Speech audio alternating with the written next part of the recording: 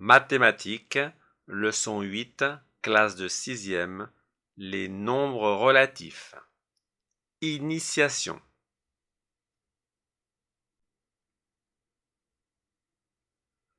Les nombres relatifs, classe de 6e. Alors c'est un cours qui va être développé dans les classes supérieures, donc en 5e, en 4e, donc très important. Alors les définitions. Un nombre positif est un nombre précédé d'un signe, plus. Très important. À partir de maintenant, 5, il faudra soit mettre plus 5 ou moins 5. Alors donc là, c'est un signe positif, donc c'est plus 4 ou plus 5,6. C'est identique que ce soit un nombre entier ou un nombre décimal. Les nombres positifs sont plus grands que 0. Très important. Un nombre négatif est un nombre précédé d'un signe moins, comme moins 3 ou moins 7,3. Les nombres négatifs sont plus petits que 0. Il faut retenir.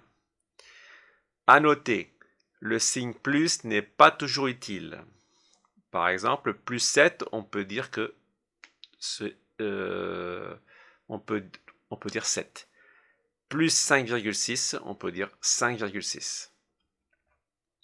Les nombres 4 et moins 3 sont des entiers relatifs. Des entiers, pas de virgule. Les nombres plus 5,6 et moins 7,3 sont des décimaux relatifs. Alors, relatif en français, ça veut dire par rapport à. Donc, c'est pour ça qu'on a les signes plus et moins.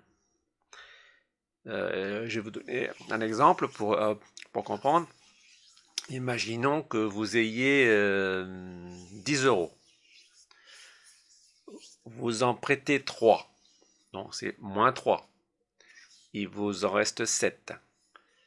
Vous en empruntez 4. 7 plus 4, ça fait 11. Par rapport au début, 10, vous en avez plus 1. Ça, vous le vérifierez dans les calculs de nombres relatifs en 5e, et puis en 4e, etc. Alors, donc là, il faut retenir que maintenant, il faudra penser à mettre un plus ou un moins. Et que les nombres positifs sont plus grands que 0. Les nombres négatifs sont plus petits que 0. Et entre un nombre positif et un nombre négatif, quelle que soit la valeur du nombre, les nombres positifs sont plus grands. Par exemple, plus 1 est plus grand que moins 8. Alors, opposé d'un nombre. Deuxième chose à connaître. Un nombre relatif est déterminé par son signe et sa distance à 0.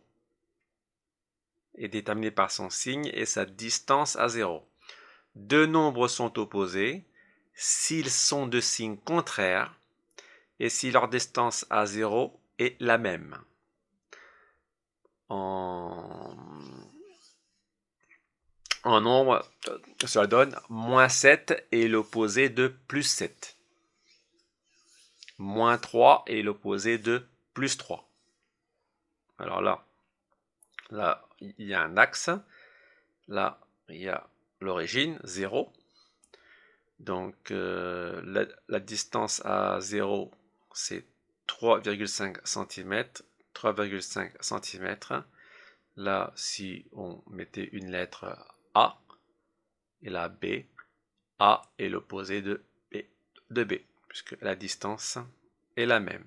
Mais moins 3,5 et 3,5, c'est la même valeur, sauf le signe est différent.